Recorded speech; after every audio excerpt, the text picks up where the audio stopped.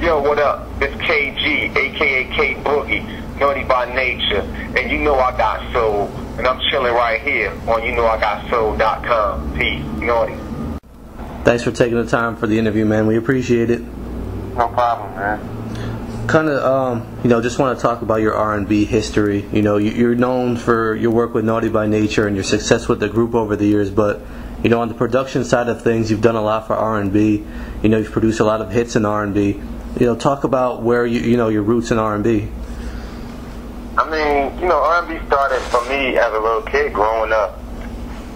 My father and my parents are from the South, so we would go down and visit, their family in the summer all the time as youngsters. And my father would just play these, his tapes all the way on the long ride down there, the 12, 14-hour drive. He would just play all the classics. And that introduced me to music from there, from Sam Cooke to, Marvin Gaye, to the Sound of Philadelphia, to Teddy Pendergrass, Luther Vandross, Jackson 5, everybody, Right. Diana Ross, everybody. He would play all of the records, and I just learned those records growing up. Okay. And, eventually after you were having some success with Naughty in the early 90s, you came across and discovered Jaheim. Talk about that whole experience and working with them. Well, I mean, it goes back to, like I said, growing up, I was introduced to R&B early, so my roots and everything that that I'm about all, stem and starts with R&B. So it was, kind of shocking to everybody that my first artist would be R&B, but not really to me. If you think about Naughty by Nature's production, has always been R&B heavy. Right. Always did a lot of musical stuff, a lot of keys, a lot of piano-driven stuff. And my love has always been in R&B. So it was only fitting that, the first group I put out was an R&B group. Right.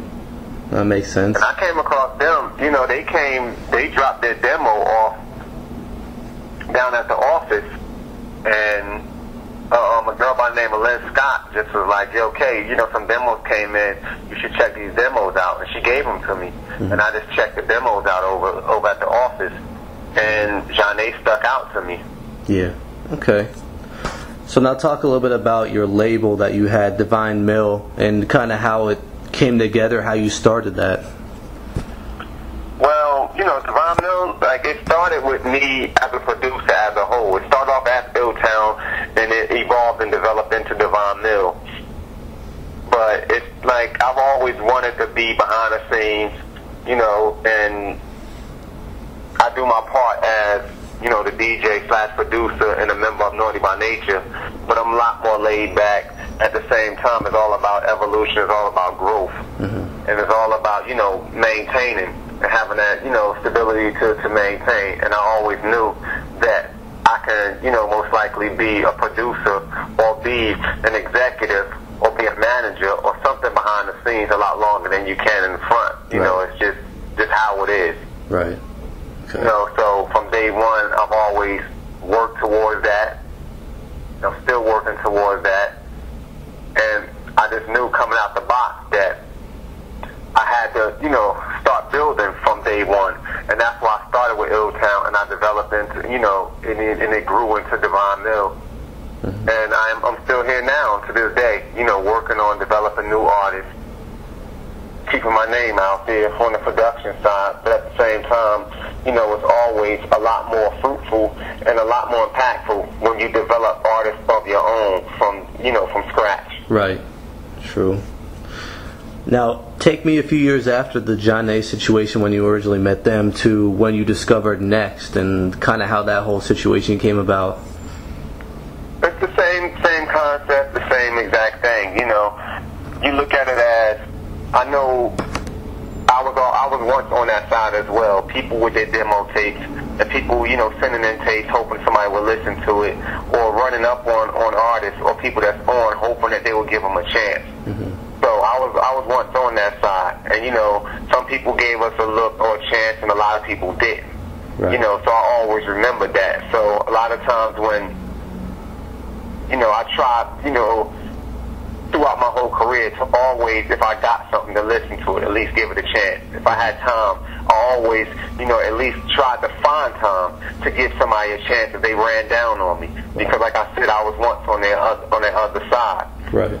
And I always had to think, like, looking at, like, even us, I was always like, yo, they don't know what they missing. They don't want to check us out. That's cool. They don't know what they missing. Mm-hmm. So I know that if you don't give that artist or if you don't give that demo tape or that CD a chance, you might be missing something. Right. And I've always done that. And that's how I was able to find Jaheim. That's how I was able to find Next. That's how I was able to find Jaheim. Wow. I was able to find all of them by doing the same concept of what I believe in. Interesting. And Next was just another one of those cases where we were in Minnesota, ran across Prof. Actually, I ran across Tilo from Next. Mm-hmm. And he came up to me and was just like, yo, we this group, they were called Straightforward at the time. Yo, we're a group called Straightforward. We got a good big following here, and we work with Lance and Prof from the group Low Key. Yeah. And they've been working on our demo, man, and we got a big following here. So I asked one of the DJs and all that. He was like, yeah, I know them. They're pretty good. They be doing a lot of shows around here. So I was like, all right, cool. I got a tape from them, and I'm gonna check it out. He was like, yo, you should. They're kind of dope. Yeah. And I checked the tape out, and I felt like he was right. It was well put together, and they helped me put that project together because I felt like I want them to finish what they started as well, along with me. Mm-hmm. Interesting. So, you had a lot of success with Next. You worked on all 3 of their albums. What do you remember most about that journey of working with them through the years and helping them develop their skills? I feel like, from day one, Pharrell wasn't developed as a writer. Mm-hmm. At day one, but I knew he had potential. He was trying and trying and trying. And at the end of the day, he had that work ethic that was just like off the charts. Yeah. He would come early, first one there, last one to leave. And Butter Love was one of the records, like that one of his first records, not one of the first, but one of the main ones he had did. And probably I would say one of his first ones he did. He was like, nah, I like it. He was like, yo, you should really check it out. And then my little brother would be like, this record, man, I've been listening to it. You need to check it out. I was like, I know Butter Love. I was like, and I felt like at the time it kind of sounded like R. Kelly's records, and his styles a little bit. But like, I was a little bit too much like R. Kelly to me, not really Next that much. But I do like it. I like it. Mm-hmm. And then as I started listening to it and listening to it more, as they kept putting it in my ear, I just fell in love with it just like they did. Yeah. That's cool. And that was the beginning of RL really right there. He just needed his chance. And from there, his confidence grew, and he just got better and better and better and better. Yeah. And he's still doing it today as well. Yeah, he's still doing it. Another artist you mentioned was Jaheim. You mentioned, hearing his demo. What was he like when you first met him, and how has the process been of seeing him develop into a star? Well, I mean, Jaheim was raw. Like the rawest out of any artist I ever worked with. Mm-hmm. He was just a young, looked like a rapper, didn't really care or know too much or nothing about the business, nothing at all. Just a dude that just could, raw talent that just could sing. Right. He didn't even know nothing about it. He just was just like, when I met him, I first heard his demo tape down. We had a store called the Naughty Store where we sold naughty gear and all that. We had a store down in North. Mm-hmm. He dropped the demo tape off there. I would come in and get the boxes and all that and listen to some tapes. I heard this one tape. I heard this guy Jaheim, New Brunswick. I'm like, okay. Yeah. Listen to it, and it was this dude singing Luther Vandross. Yeah. I looked at the thing and it said 17-year-old Jaheim. I was like, this dude can't be no 17. You kidding me? I played it over and over and over again. Finally, I called the number and said, yo, bring this guy up here. I want to meet him. Yeah. Like I said, when I seen him raw, really rough around the edges, jeans on, Tim's, T-shirt, just like whatever. Didn't even look at me really too much. Mm-hmm. Like was shy. And didn't even really care about music really. Ain't have too much of nothing to say. It wasn't even, how most people want to sell themselves like, yo, I could do this, I could do that. He didn't really have too much nothing to say. Wow.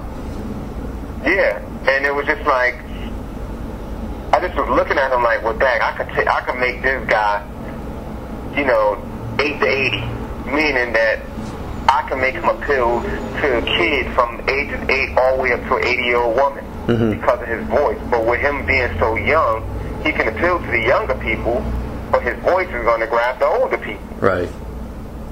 And that's the way I went with it from the door. And then as I started working with him, more, he just started understanding a little bit more. And then he just would just sing all day, and just get on everybody's nerves.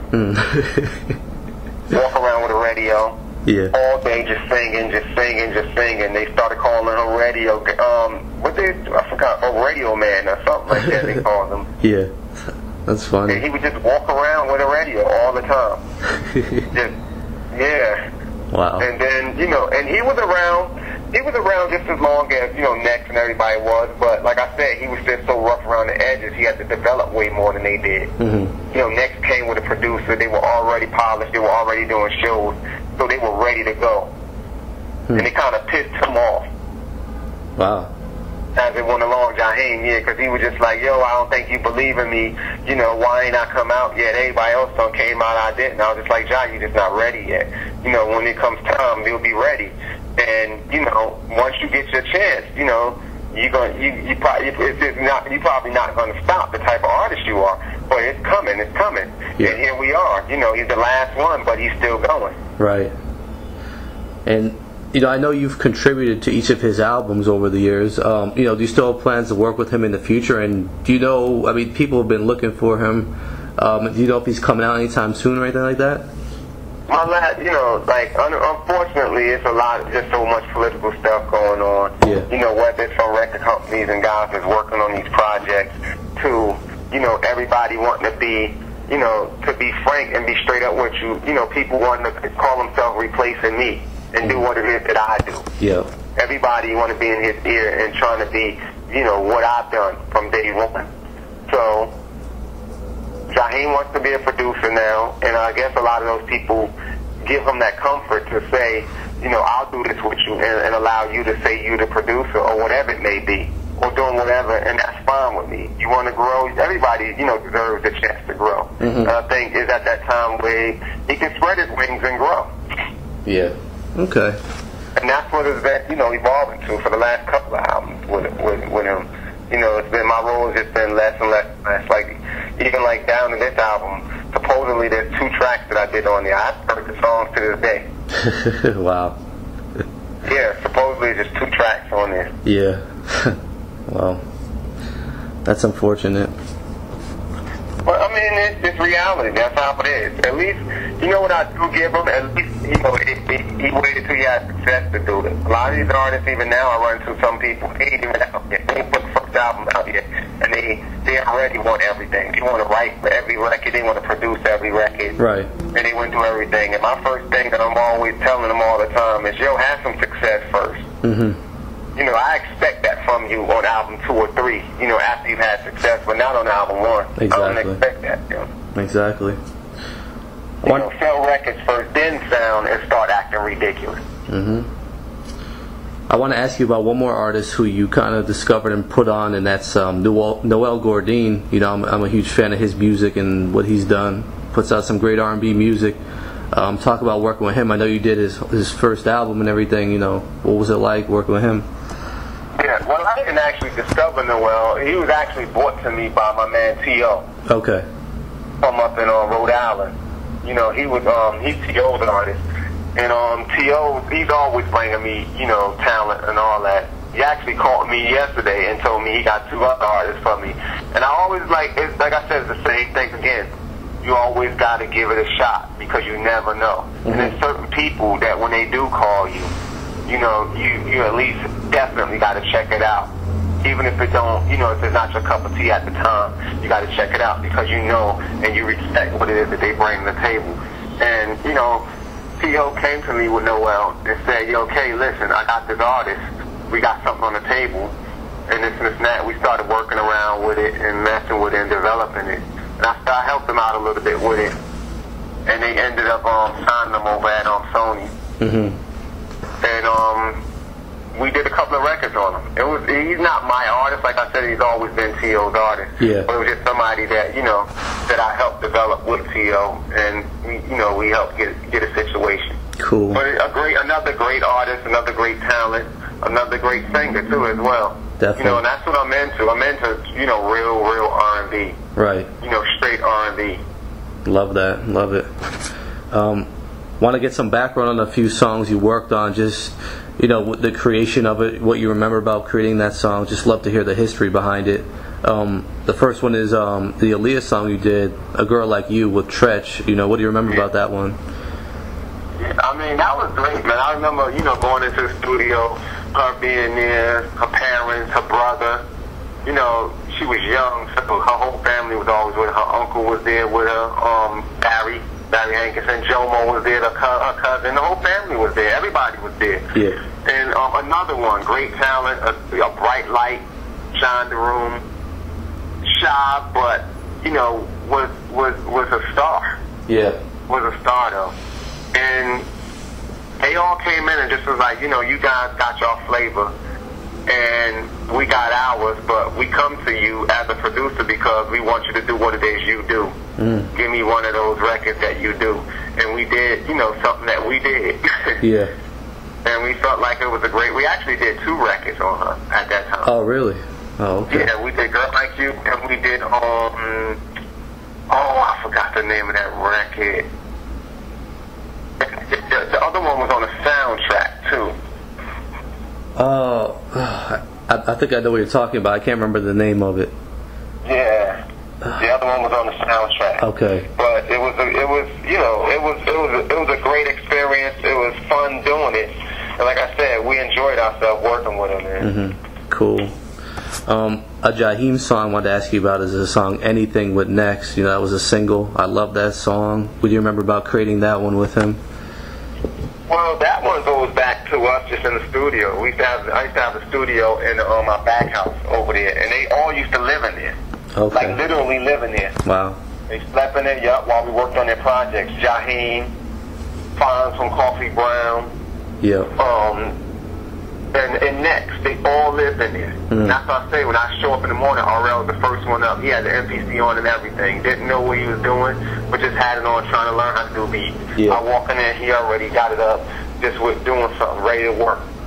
And Anything was actually a record that we did for Next. It was a Next record. RL wrote it, and it was a Next record. Yeah.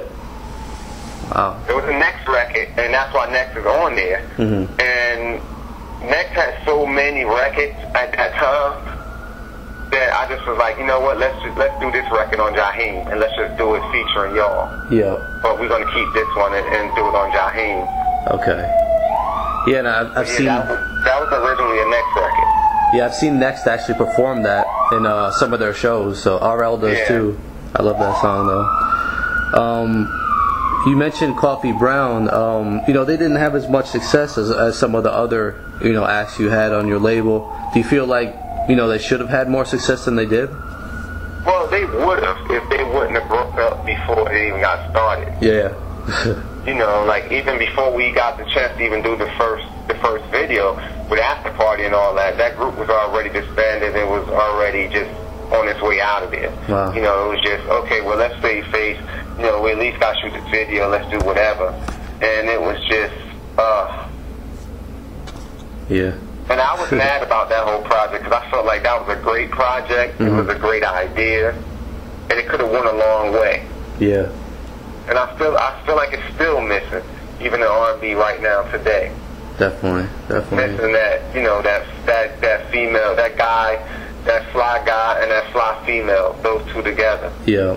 I was actually just working on a project not too long ago, trying to put a new Coffee Brown together. I had a group I was doing called Melissa Malone, and that fell apart as well. Oh, really? So I'm seeing now that, this whole thing with guy and girls, man, like, it's not, especially, I guess the only one that kind of had a chance to work like that was Kendrick, the Kendrick Soul project, and that's because they were married, I think. Yeah, they're married. And that's the thing, like, when you gotta appear to be like a couple and come across and then you're not, it's rough, because you got a guy who has his own girl, then you got the girl who has his own guy, and then they got friction with each other, and it's just different stuff. It's just tough. Yeah. So, just to kind of wrap up, talk about, some of the projects you're currently working on, any artists you've worked with recently, just catch us up to date. I did a track on Lettuce's last project. Oh, yeah, the song Coffee, right? Yeah. Yeah, I know that. Did a song on there. Yeah, I did, a little while ago, like, Yolanda Adams' last project. I did it on her gospel record. No, actually it was a Christmas album. I did a record on her last holiday Christmas album. I've been working on my own stuff. I actually did some new stuff with Noel. Like I said, I got the 2 things that's on Jaheim's album. I haven't heard the songs, but supposedly they're on there. Yeah. And I've been developing new artists. I got a new artist I've been developing for a little while now that I'm starting to really, really push out now. I think they're ready to go out there. This group called Elite. Okay. And it's kind of like R&B hip hop. I did a record. I got a mixtape coming on them soon. I did a record off of the We Are Young record, the Fun record. I took that and made it into like a hip hop record, and we shot a video on them. If you get a chance, you can check that out. Okay. I got a YouTube channel called We Are Elite. We Are Elite 3. Okay, cool. And they got a video up there called We Are Young. So I got another record that's about to come out now on them called Wavy Flex and Cool. That's gonna be, kind of hot out there on the street. Okay. And I'm gonna get ready to set them off. Yep. It's not traditional R&B. It's more the younger R&B because the guys are younger. It's 2 singers and 1 rapper. And the music is, I would say, if you think about everything of what Chris Brown does, from the up-tempo, the 4 on the floor, the dance records, to the hip-hop, and also the pop/R&B records, it's all of that. Right. So if you think about if Chris Brown was a group, that's what this group's about. Cool. Just one last question for you, actually. We've been talking about Next throughout this whole interview, and of course you worked on the single Too Close, which was the #1 single, crossover hit, made them a household name. Did you guys ever expect that song to become as big as it was? Yeah. Oh, really? Okay. Yeah. Because I knew that, using, the Curtis Blow sample and all that, I was just like, I'm telling you, the DJs on my world is going to love this record. Yeah. They know it's a classic record already. They're going to spin it as soon as they hear that top part. They're going to rock it. And then, even like the lyrical content and everything about the record, I knew it was going to be a good record. Interesting. I knew it was going to be a really, really good record. Yeah. I didn't know exactly if it was going to be a monster like it was, but I knew it was going to be a big record. Okay, cool. So, that's all we got for you. Is there anything you'd like to add? Just look out for, like I said, my new group Elite. That's what I'm working on now. And they'll be coming soon, man. And just be on the lookout for the new video coming soon. It's called Wavy Flex and Cool by Elite.